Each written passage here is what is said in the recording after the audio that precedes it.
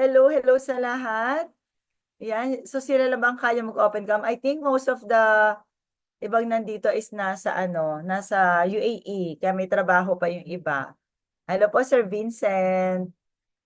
Ayan, okay. So, Ganun po. maganda yung topic natin. Siyempre, no, hindi lang po tayo mag-uusap-usap paano ba kumita, paano ba mag-promote ng business natin, di ba? Mahalaga to yung topic natin ngayon.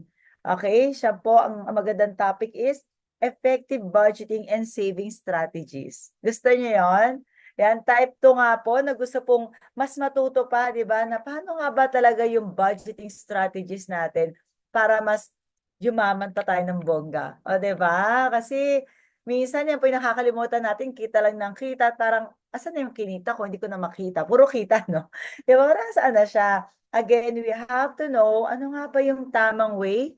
And again, guys, nako, ang ating trainer coming from one of the business partner natin na negosyante rin.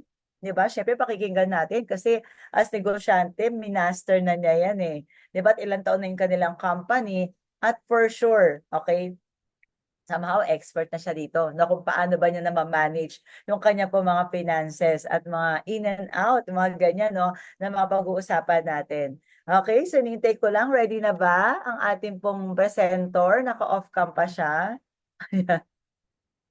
I-request na natin para mapakinggan na natin ang kanya pong napakagandang topic. Ito na po ang ating napakaganda, okay? Ang ating pong businesswoman, okay? At the same time, okay, humahataw po sa negosyo natin sa JC. At siya lang naman po ang founder ng Team Chosen Stars. O, di ba? Talagang star na star siya. Ito na po ang ating pong napakagaling na coach. Ayun po si Ma'am Annie Di Malibot. Hi, Ma'am Annie. Hello, good evening, Miss Janet. Alam niyo ba si Miss Janet? Ginawang Pasig Quiapo ang Dubai. Kakaraning lang niyang kahapon sa Dubai nandito na siya sa Pilipinas ulit ngayon. Kaya yan, napakasipag po ng ating nag-present na yan. And thank you so much, Miss Janet, for your kind introduction. And batiin ko muna lahat. Good evening, good afternoon, good morning po sa inyong lahat. And siguro excited kayo kung ano tong ituturo ko ngayon. And unti lang to, maigsi lang. Kasi based on experience, at the same time, yung mga few tips na pwede nyong isulat.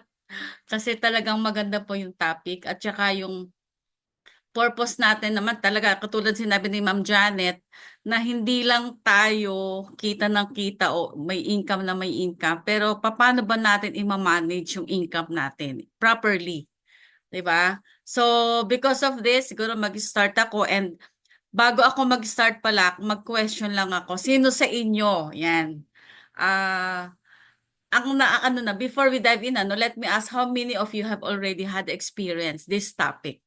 Yung topic kasi natin effective budgeting and saving strategies. So, sino na sa inyo yung naka-experience o gumagawa na ngayon ng mga itong budgeting? Meron na ba? Type 1 nga kung meron na. Wala pa? Wala pa. Naririnig niyo po ako? Ma'am Janet, naririnig ako. Okay. Puro gastos lang. Tama, puro gastos lang. So, yun. Kaya yun ang ituturo ko sa inyo ngayon. So, it's coming from my heart, from the experience that I've experienced already. Kasi, ayan, mag-share muna ako ng screen. Ano ba? Wait lang Mhm.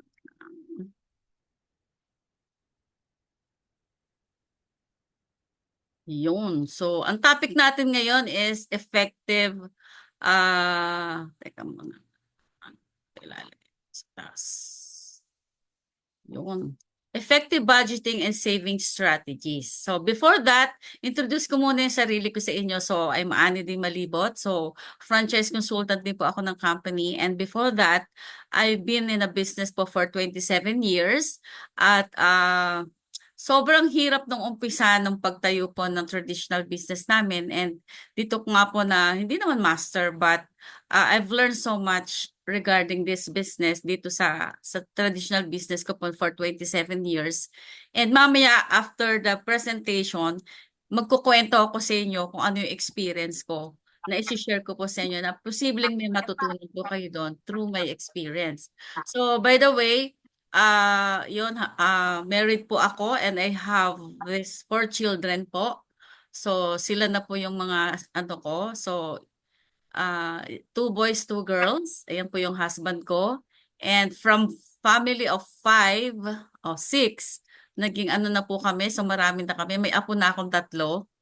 So yan. So nadagdagan kami 2, 4, 6, 8, 10. 10 na kami. Okay? And may doktora na akong anak. Ito si Andrea. Ayan. Doktora na po siya. Kukwento ko sa inyo kung ano yung mga procedure or ginawa namin sa buhay para mabuhay namin yung 4. Ito yung isang girl ko. Ayan, siya si Abigail. So, Fine Arts Advertising. Itong boy ko, siya yung, ano naman siya, Marketing Management. And itong bunso, siya yung nag-aaral pa ngayon ng 3rd year IT. So, I still have 1 student. So, magkakapareho lang tayo. May nanay, may single, mayroong lola na. So, ikukwento ko sa inyo mamaya. Yan. So, punta na tayo dun sa topic natin talaga. Ito yung effective budgeting and saving strategies. Actually, maigsi lang to kasi few tips lang to, no? So, we have to achieve financial stability with purposely spending. So, yung sinabi ni Ma'am Janet, puro gastos ang ginagawa natin. So, pag sweldo, bayad dito, bayad doon, 15 and 30 yung sweldo natin. Pero, paano natin mababudget yung sweldo natin na tinatanggap natin? O kung every week yan, every month, yan. So, why budgeting and saving matters? Bakit nga ba kailangan mag-budget? Bakit kailangan mag-save? Yan. Kasi yun ang purpose naman natin eh. Bakit tayo nagtatrabaho? It's because gusto nating ma-earn or something na yung goals natin. Sino na sa inyong gumawa ng dream board? Diba? Lahat tayo may dream board. So, because of the dream board, natututo tayo mag-save and budget. Yun ang inspiration natin. So, why budgeting and saving matters? Ano nga ba talaga yung budgeting? Budgeting is about prioritizing needs, business growth, savings, and wants in that order. So, tandaan natin yung order na yan. Ayan. And with a clear plan, you can build a business, secure savings, and enjoy life without financial stress. Yun naman yung gusto natin, di ba? Na kapag in times of needs, hindi tayo stress. Kasi usually ni-stress tayo dahil minsan wala tayo talagang pera. Diba? Yun yung problema ng marami. So, kahit tayo ng kahit, tapos pag dumating yung certain needs or emergency, wala tayo, stress na tayo. Nangyayari yan, guilty rin ako dyan. So, lahat tayo ganyan. Lahat tayo na-experience natin yan. And malalaman natin kung bakit.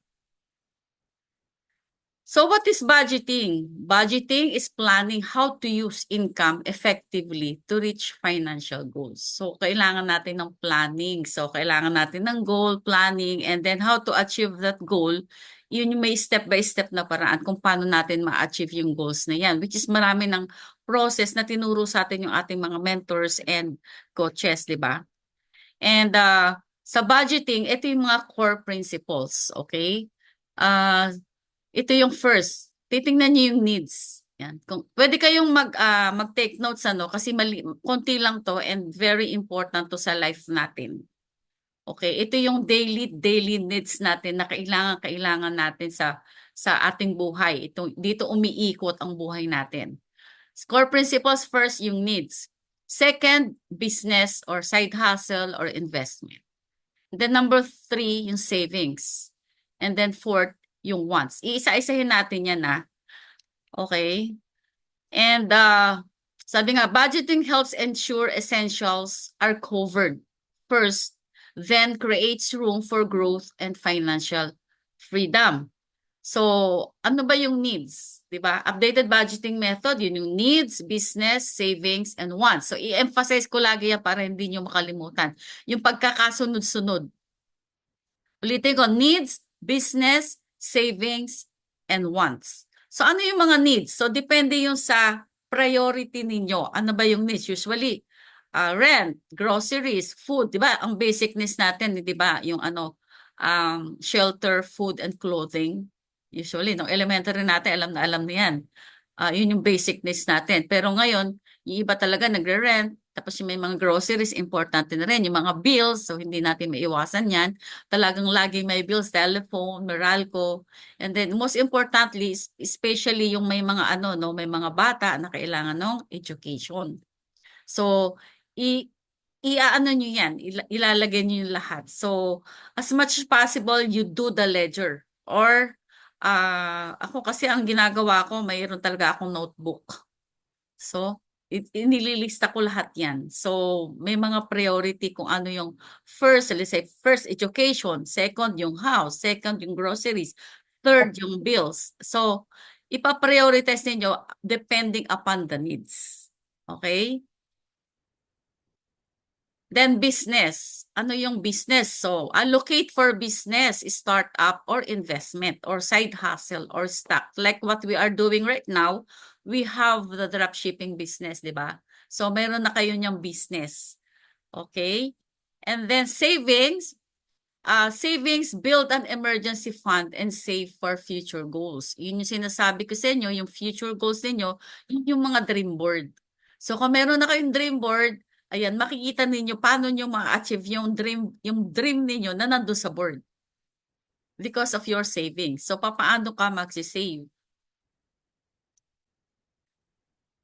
And wants. What are the wants? Diba? Non-essentials like dining out, entertainment, travels, mga luxury items. So, yun yung mga gusto mo lang. Kasi minsan yung nainggit tayo, kailangan magkaroon ako niyan. So, gusto ko yan.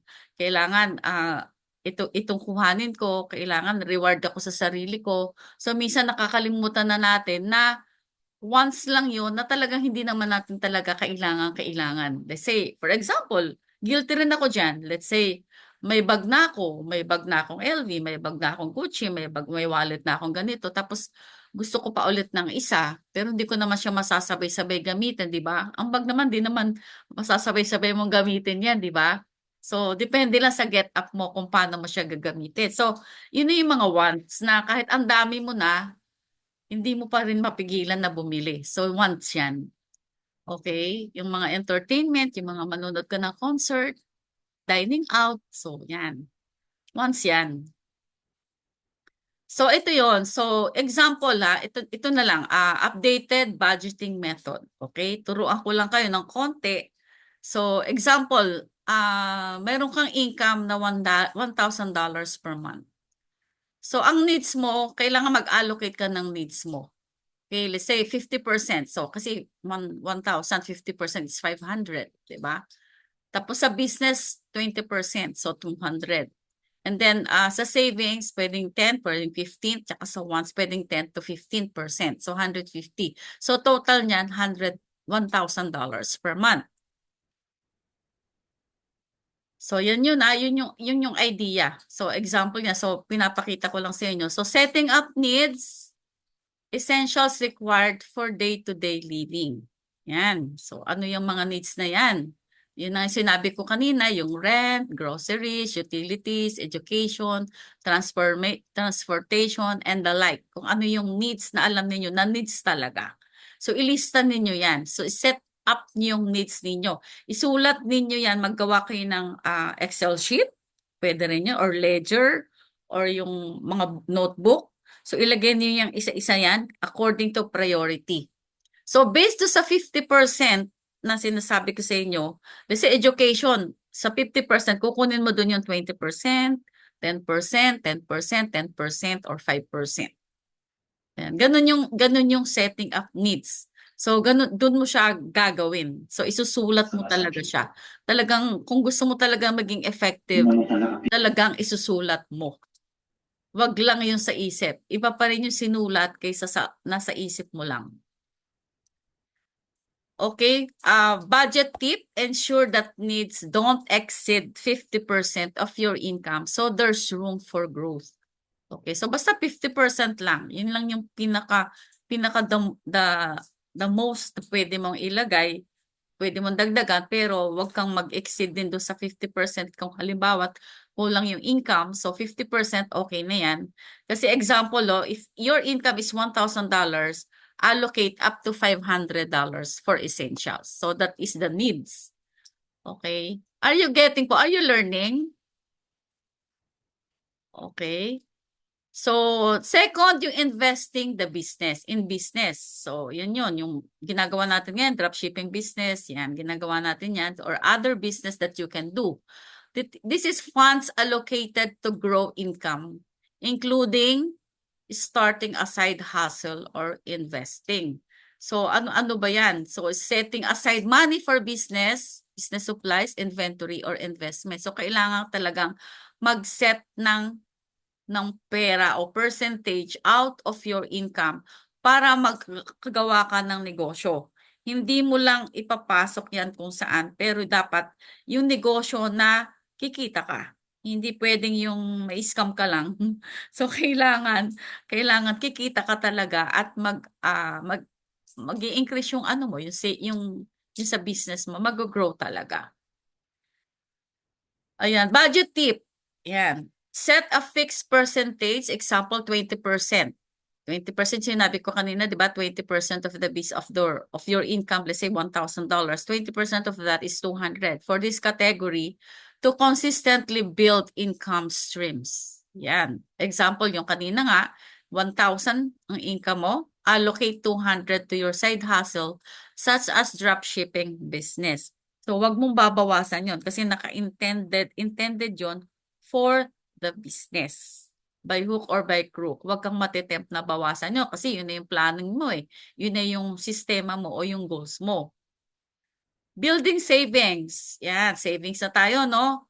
So, funds for an emergency fund, future goals, like yung kung may goals ka na magkaroon ng car, ng home, travel, kasama na rin dyan, and financial security with clear amount and deadlines. So, dapat meron kang deadline pag gagawa ka ng savings for your future goals. Let's say, like ako ang ginagawa ko before, basta within a year, in a business, for example, dollar earner kasi kami. So, let's say, for example, may commission ako ng $1,000 o $5,000.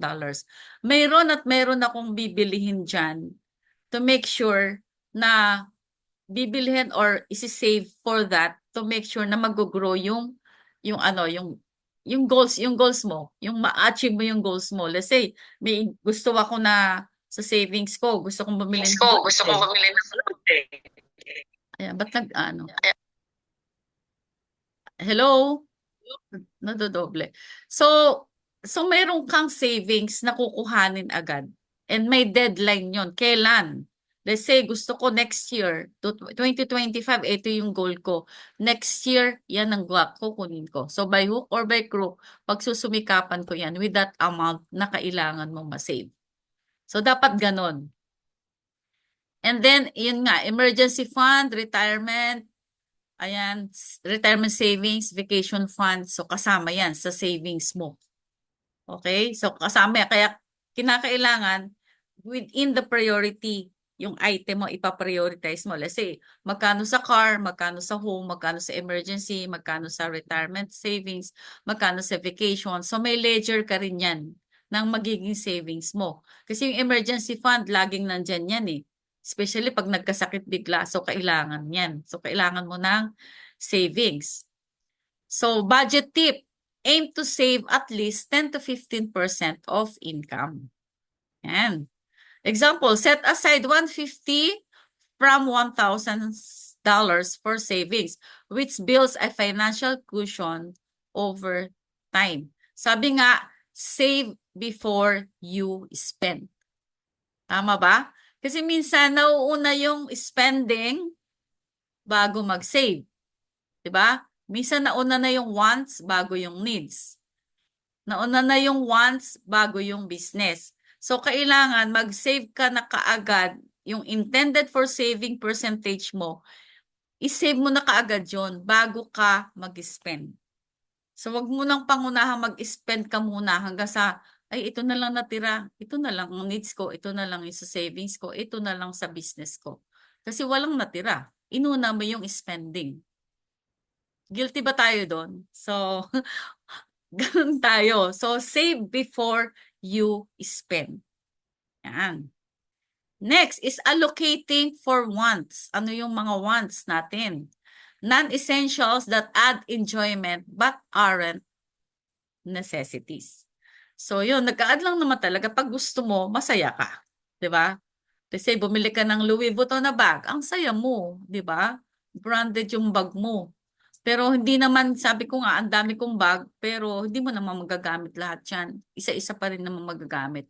Hindi sabay-sabay. So, yun yung mga bagay na minsan hindi kailangan. Let's say, for example, mga sales sa Lazada, sales sa Shopee, tapos nakita mo, ito, bili ka ng bili, bili ka ng bili. At the end of the day, ang dami mong binili, pero hindi mo naman pala kailangan.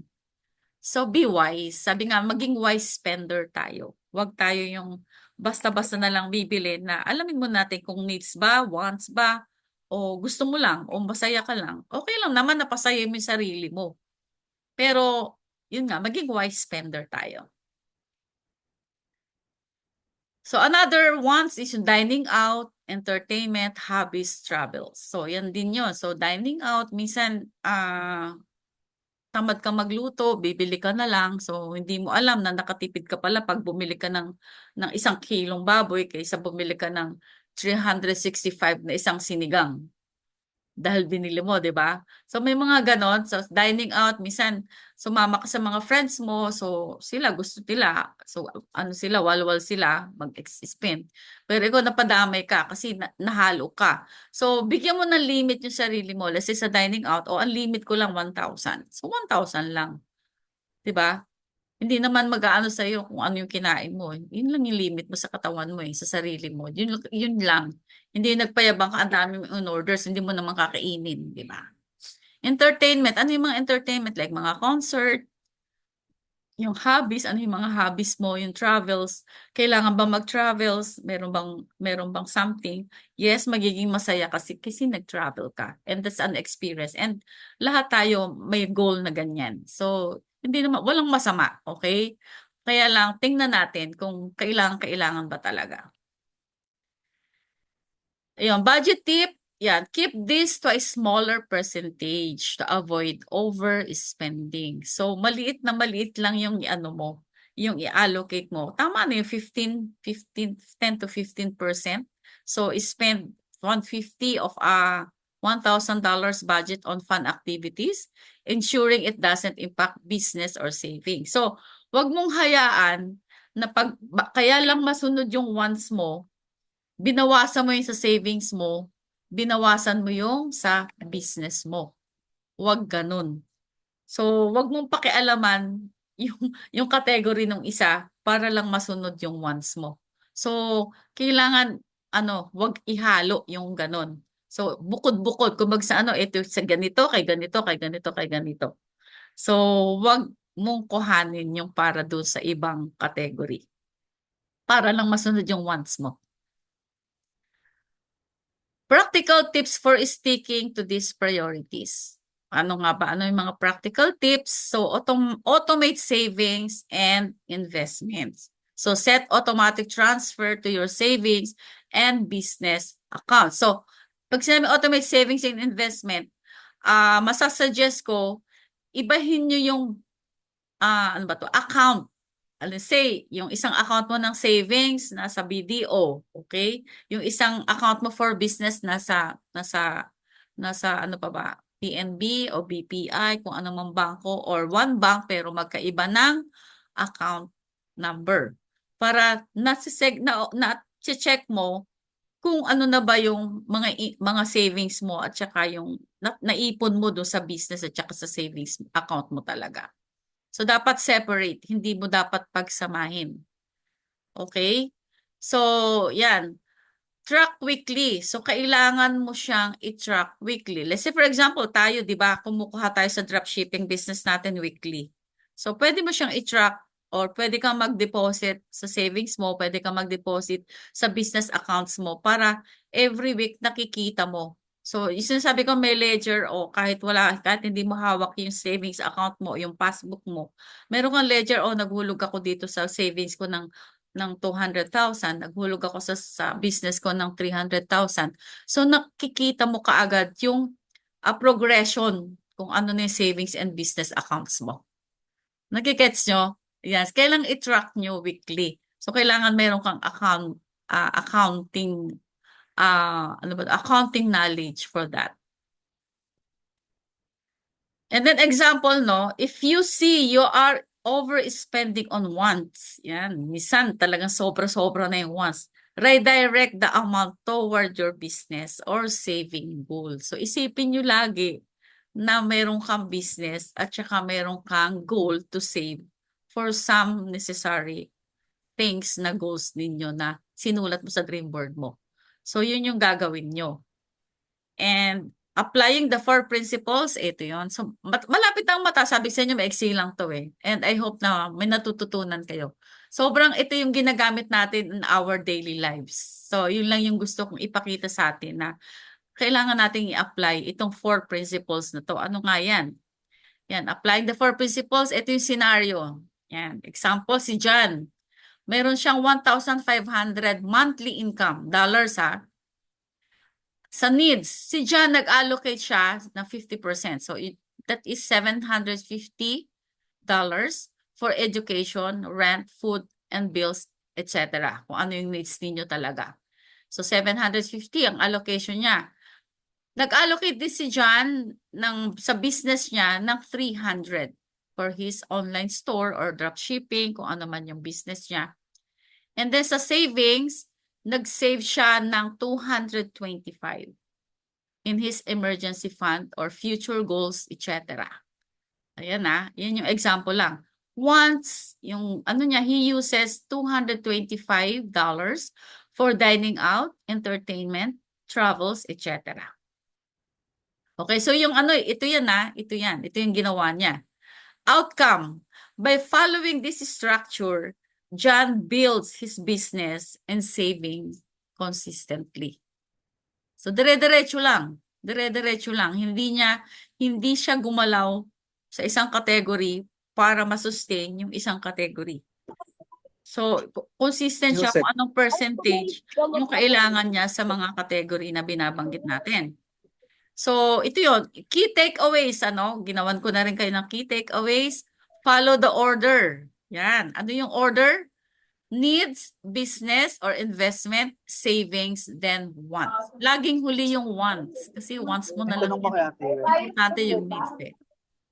So, budgeting with purpose helps grow wealth, secure savings, and enjoy. Siyempre, may maingay. Paki-mute. Okay. So, budgeting with purpose helps grow wealth, secure savings, and enjoy life.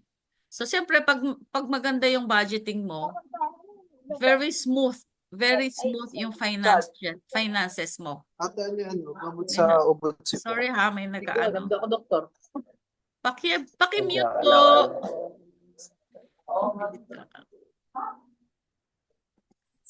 Okay. Hi, Ma'am Janet. Okay. Ito na yan. So, consistency. Yeah, consistency matters. Stick to these priorities to see financial progress. And because the key to financial success is consistency. Alam, pwede paki-mute po.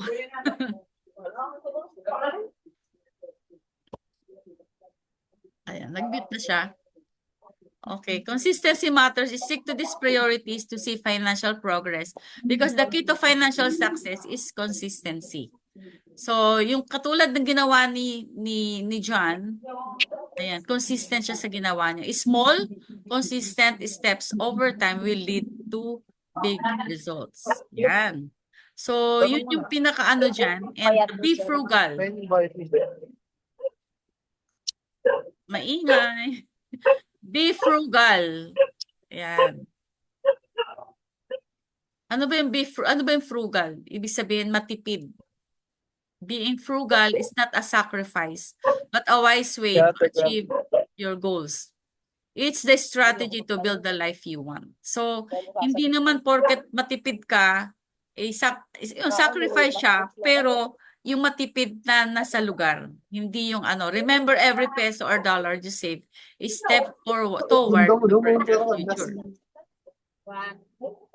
Be frugal and still be generous. So, matipid ka pero still maging generous ka pa rin sa ginagawa mo. Hindi pwedeng tipid na tipid ka pero ang damot mo. Hindi naman ganun. So, maging generous ka pa rin kahit frugal ka. Pagkaalas, sa kanino yung ate Kay? Ang ingay. Sandali lang. Ano natin si Janet? Ma'am Janet. Isa pa. Dalawa pa.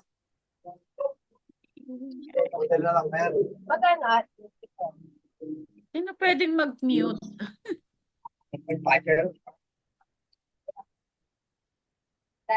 Hintayin natin. Nandi-distract ako. 24. Uri mo. 8 times 3. Sino ba yung naka...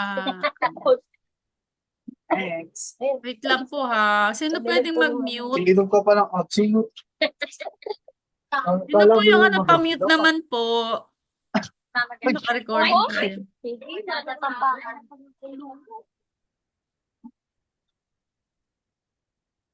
Okay na ba? Kamusta? Ako po. Ay, bibili na. Bibilin mo. Pangtin na. Ano bibilin mo? Oh, Ano wala po. sino pwede mag-message? Tawag ko, Pa-mute. Okay. So, kung may question na lang tayo, question and answer. So, tapos na ako doon sa presentation, pero may kukwento sana ako sa inyo. And kung may question po kayo, pwede po kayong mag-question ngayon. Plastic bag. Eh baka yung thermal bag eh, binigay. Pangin na mahali yun. Plastic lang. Kala ko, Plastic bag. Wala, naka-recording kala ko tayo. yung thermal bag eh, 320. Yun is,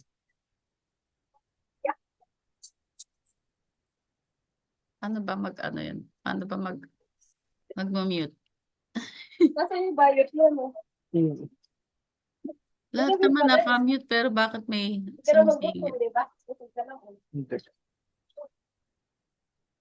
Ito. Ayan, yan, wala na. Si Alab John Ezekiel. Yun yung ayan, minute na natin. Ayan, may question po kayo doon sa inano natin. Hello po. Pwede po kayo mag-unmute.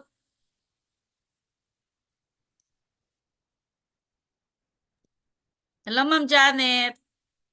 Nasaan na sila? May kausap pa po ba ako? Pwede po kong mag-unmute. Si Ma'am Jeng. Okay pa po ba kayo? May question po kayo, Ma'am Jeng. Ayan. Si Ma'am Lenny. May question po kayo? Pwede po kayo mag-unmute, Ma'am. Pwede makita yung mga mukha nyo kung may question kayo. Ayan.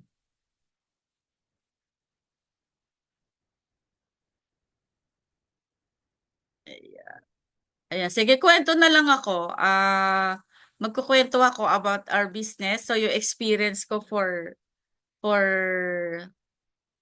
our business po. So, employee ako for 5 years since I graduated from Mapua po, 1986.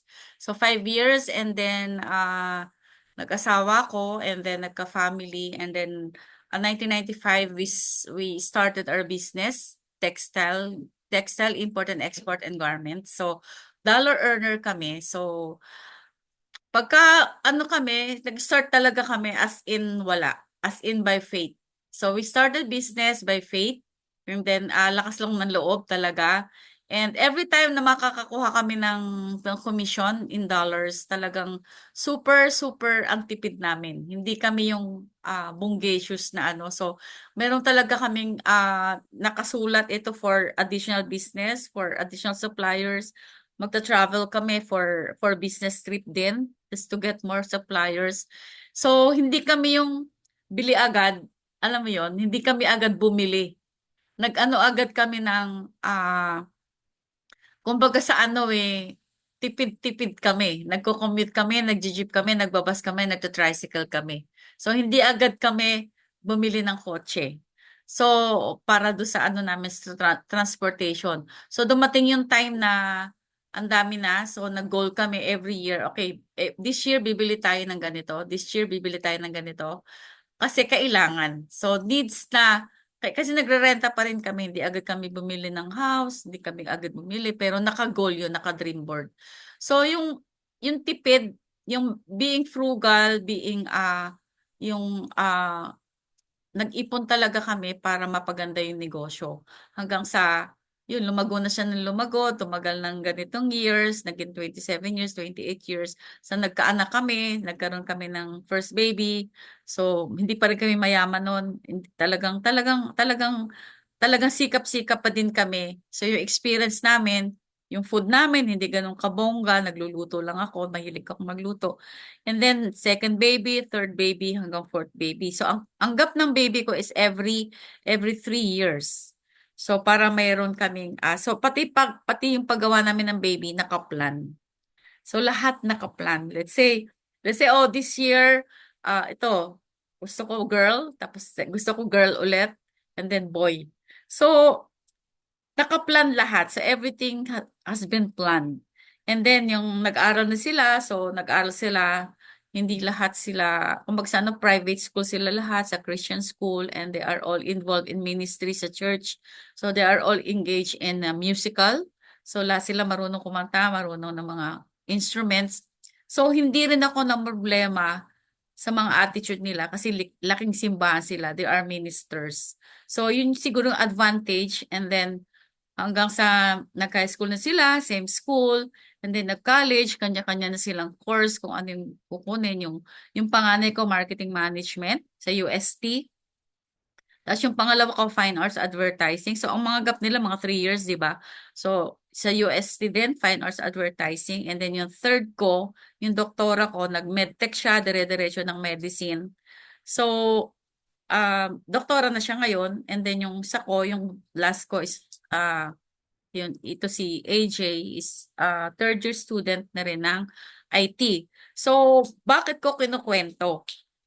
So, yung struggles namin from zero to struggles talaga. Kaya nga sinasabi ko yung millions ko nasa mga anak ko na. 'Di ba? And i-claim ko na successful na rin ako in a way kasi napag-aral ko sila lahat in a good school, universities, at saka hindi sila yung matatalino sila lahat. So, yun yung reward naman ng parents. So, in a way, dito sa budgeting, talagang binudget namin lahat. So, kaya napag-aral namin sila lahat. And then, until now, tinuturoan ko. Tsaka yung turo, yung nakagisnan nila, ganun na rin yung pinapagawa ko sa kanila. So, consistency. So, kailangan consistent ka din doon sa ginagawa mo para makukuha din yon ng mga generations o ng mga anak mo na naging business-minded din sila at lahat sila business-minded. So, lahat sila kumikita.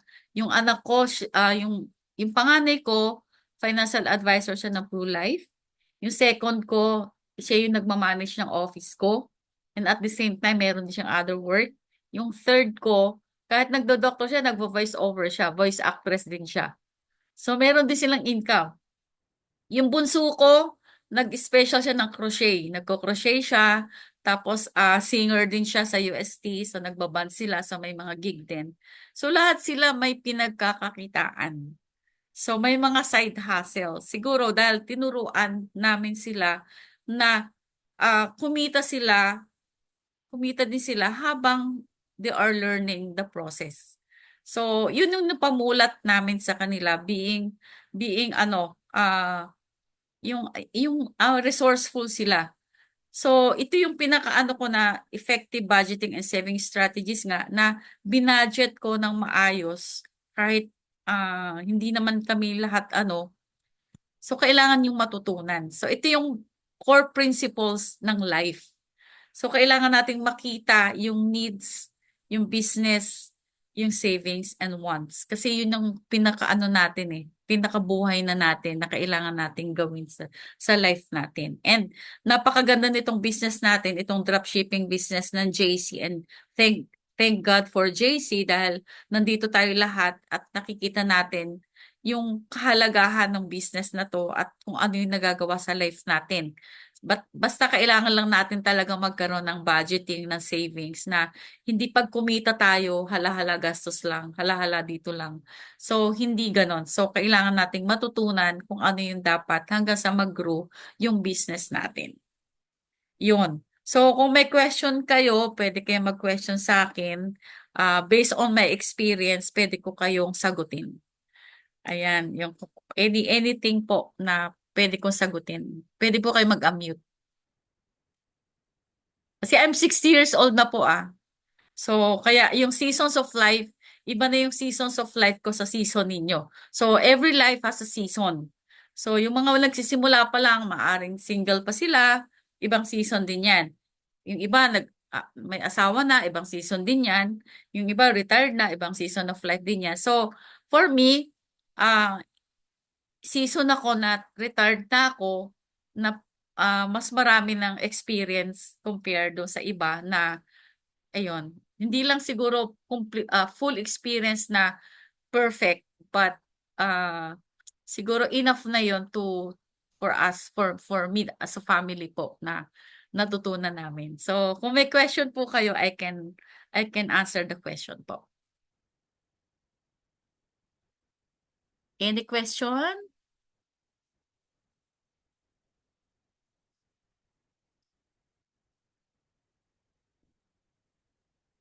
Si Ma'am Lenny, may question po kayo, ma'am? Walang magko-question. Maliwanag ba yung turo ko, ma'am? Maliwanag ba lahat? Kasi si Sir Alex po, may question po kayo? Wala din. Okay. Ma'am Annie, sa chat box po meron. Thank you. Meron ba? Paano ba? Paano ba mag-lagay sa chat? Sorry. Chat box. Ayan. Saan ba nakikita? Ayan. Sample situation scenario. Nakaka-inspire naman. I am an OFW din. What if si kapatid ay nag-message nanghihiram ng pera pang start daw ng business? Kunwari may binibentang jeep with franchise 200K pero maximize na po yung budget ko for this year. Ano pwede sabihin kay kapatid na di po siya masasaktan at ma-accept ang reason ko na di ko siya pwedeng pahiramin ng pera? Isang category po ito mag-fall. Saan ba to? Nangihiram siya ng pera. Kasi kung baga sana naka-budget ka na sir eh. So kung naka-budget ka na, talagang hindi mo na siya mapapahiram. Pwedeng paluwalan mo siya ng konti, pero parang ganan siya lang o matulungan mo siya. Kasi sabi ko nga, be frugal but be generous. So hindi mo naman ibibigay lahat yung pera mo sa kanya. So kumbaga sa konting tulong lang ibigay mo na sabihin mo sa kanya in a way na kapatid, ito lang mabibigay ko, ito lang yung available ko. Sana maging may use up mo to, tapos manghiram ka dun sa iba na pwede kang pahiramin ng sapat doon sa bibilihin mo o gagawin mong negosyo. Siguro yun yung share ko kasi syempre nakaano ka na kay Sir JD no. So hindi naman siguro sasama yung ng kapatid mo kasi kumbaga sa wala ka hindi ka pwedeng mangungutang ka rin para sa kanya. So hindi na tama yun. So siguro kung meron kang konting na save doon sa wants mo, yan, sa wants ka kumuha ng konti. Tahiramin mo Thank you, siya. Ma'am Annie. Ganito pa, ma'am. So, actually, second time na... Mag-stop share ako. Wait lang. Ayan. Naririnig ako, ma'am? Okay. Yes, sir. So, second instance na po siyang humihingi ng pera. So, yung first instance, nagpadala ako 250 before. Nakabili kami ng franchise at saka isang secondary jeep. So, pandemic came. So, naintindihan ko yung pandemic issue. So, in short, nabenta din yung jeep tsaka yung franchise. Nalugi kami 100,000 pesos. Pero hindi ko alam hindi siya bumalik sa akin. So this time, may binibenta na naman ng jeep. So second, hindi ko alam anong lesson na mapupulot ko dito kasi parang yung 250 before, nawala siya ng parang bula. It was mismanaged. So So this is the second. nasunog siya in Oh, short. opo. Okay. So ngayon, bumabalik na naman siya. Gusto niya, meron na naman binibenta yung pinsan ko na jeep with franchise, 200 daw, ganyan-ganyan. Monthly babayaran daw niya ako. But ang totoo niyan, ayoko na pong magbigay. So, ano po yung pwede kong i-message sa kapatid ko na hindi po siya masasaktan at ayoko nang magbigay kasi naging palaasan na siya sa akin. Ayun. Yun po Sa yung akin, akong tatanungin mo, no? I have to follow my instinct. I have to follow yung kung ano yung gusto mo. Kasi, kung ano, meron na palang istorya na ganun. So, bakit mo pa bibigyan ng second chance? Baka ganun na naman yung mangyari. 'Di ba? So, sa akin, hindi ko na siya bibigyan. 'Di ba? Learn from the first lesson. Kasi pagka ganun na, baka hindi lang magsi-second time siya. Baka may third time pa yan. So, putulin mo na. So, sabihin mo na lang na ginagamit mo sa business at kung sa ano, nakalagay sa business din yung pera mo. Wala kang mapapahiram this time. Yung sabihin mo yung totoo kasi sabi nga, magsabi ka ng totoo para makita rin nila na seryoso ka doon sa ginagawa mo. Kasi may business ka eh. So sabihin mo, ginagamit mo pa rin yung pera mo sa business at wala kang mapapaluwal ngayon dahil nakapasok sa business. So, bigyan mo siya ng suggestion kung ano pang business yung pwede niyang gawin niya muna at his own capacity. Kasi sa ngayon, hindi mo siya matutulungan kasi ano, nadala ka na eh. So, ba't mo pabibigyan pa ulit? Siguro pagka nakita mo na may changes sa life niya, na ginawa niya yung ano niya, ginawa niya yung part naman niya, na nakita mo nagsisikap, saka mo siya ulit tulungan. Pero yung sa ngayon, na humihingi ulit siya tapos wala ka naman proof kung ano yung mangyayari, wag muna ulit. Follow your heart kung ano yung nasa heart Okay. mo ngayon. Opo. Thank you. Nasagot ko ba? And then pag-pray mo Hindi pa siya kasi na hindi pa ano, na kasi hindi pa kasi ako sumasagot all lahat sin zone lang siya. So ayoko muna sumagot. Pinag-iisipan ko pa kung ano yung magandang isagot sa kanya. So lahat parang um, silent treatment ko muna siya.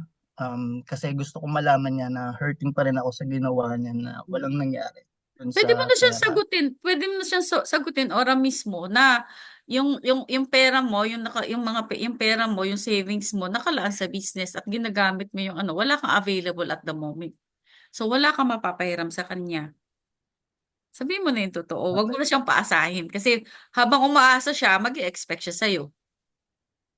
Di ba? Tama po. Sabihin mo na yung totoo Thank na yung pera ginagamit mo sa business. So sa ngayon, wala kang available at hindi mo siya matutulungan sa ngayon. So hindi siya mag-expect. Siguro may makikita kang iba na pwede mong hiraman, hiram ka muna. Okay. Thank you, Mama Ani. Ayun. Ano pa bang question dito? Meron pa bang may question? I-unfriend ko muna para di niya ako ma-message. Or gusto mo dito ka na lang sa JC Business ko, saka kita tulungan. Pwede rin. Yan. Ayayaan mo siya. Kaya lang baka sa'yo rin humingi ng puhunan. Tama ba? Tama ba, Coach MJ? Pag niyaya mo siya magbi-business ng JC, baka, sige, bigyan mo muna ako ng puhunan. Diba? Sino pa po yung may question?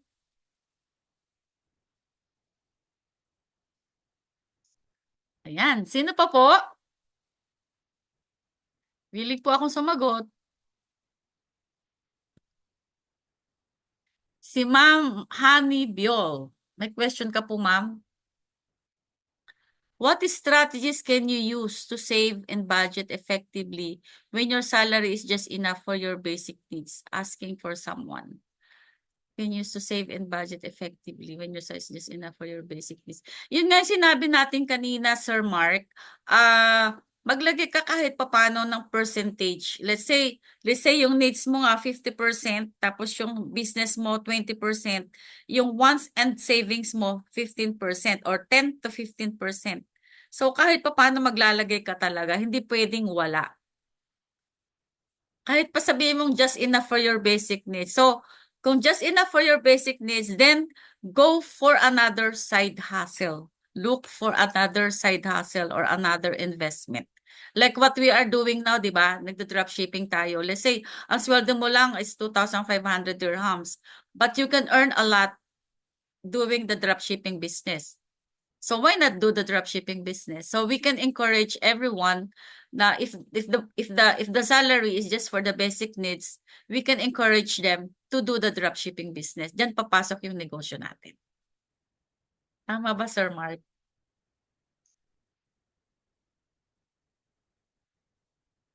Yan, tama. 'Di ba? Kaya nandyan yung mga advantage or nandyan yung ano natin, advantage sa mga ganyang may question na tao. So, doon tayo magkakaroon ng prospect. Ipo-prospect na natin sila. Okay, magkanong ano mo, magkanong sweldo mo, kailangan mong side hustle, then go for it. So, yun.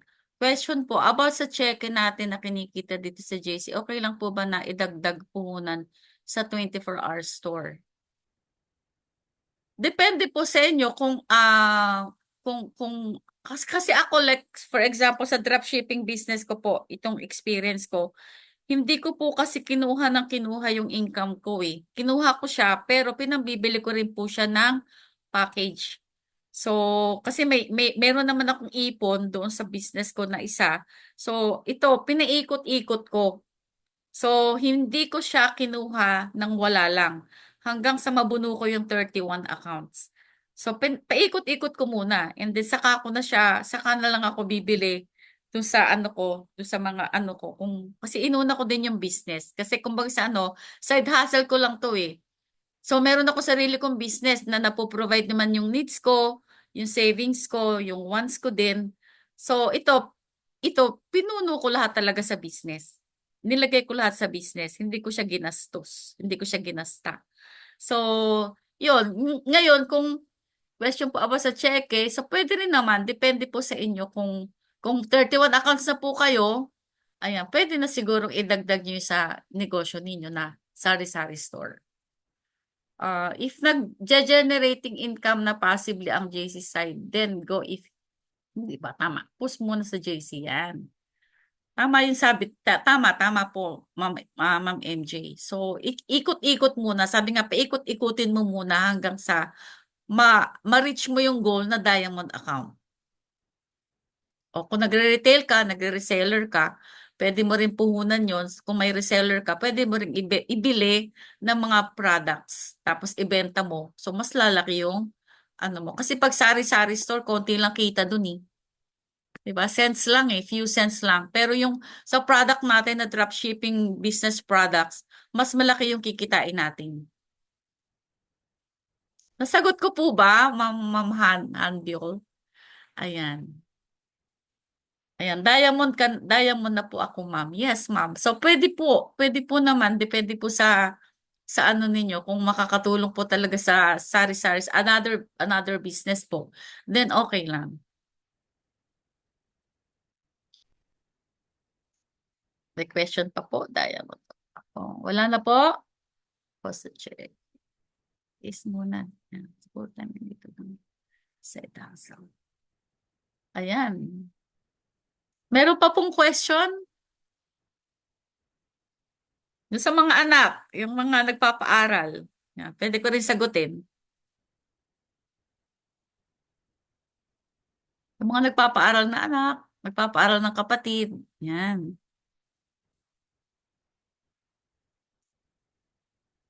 Wala na po?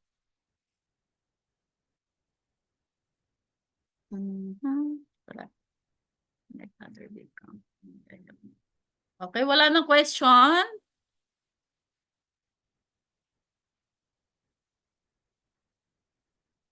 Okay na po. Ayan, with that po, thank you so much po sa pakikinig ninyo at sana po marami kayong natutunan. Ayan. Maraming salamat. Sabi ko, yung be frugal and be a wise spender. Yun lang po yung mga advice ko. And yun, kung may mga goals kayo, may mga dreams, yan, kailangan po nating i-apply yung apat na basic core principles po na itinuro natin. Kasi yun talaga yung everyday life natin. Okay po. Thank you so much. Back to you, Ma'am Janet. Thank you so much po, Ma'am Annie. Naku, marami natutunan personal lahat. Kaya Ma'am Annie, wala po ako sa laptop ngayon eh. Nahihirapan pa ako sa data, sorry naman. Paano Oo. naman po pa picture, screenshot? Ay, ako? Ayan, open na po tayo ng cam. Opo, naka-laptop ka? Oh, wait lang ha. Hindi kasi ako naka-laptop ngayon eh. Ayan, mukhang hindi pala mukha.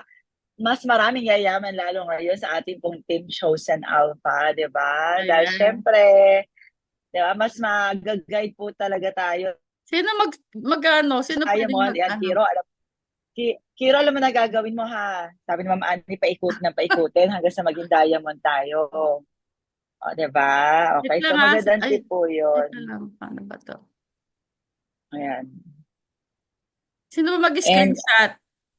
Ikaw po, naka-laptop ka? Naku, hindi ako pwedeng mag-save. Hindi ako marunong Wait lang. Sino naka-laptop? Di ako mas naka-laptop ayaw mag-connect yung Teka, laptop tanggalin ko ko muna sa yung recording. data. Naka-recording. Saan ko ba Ay, ito stop mo muna may recording. Stop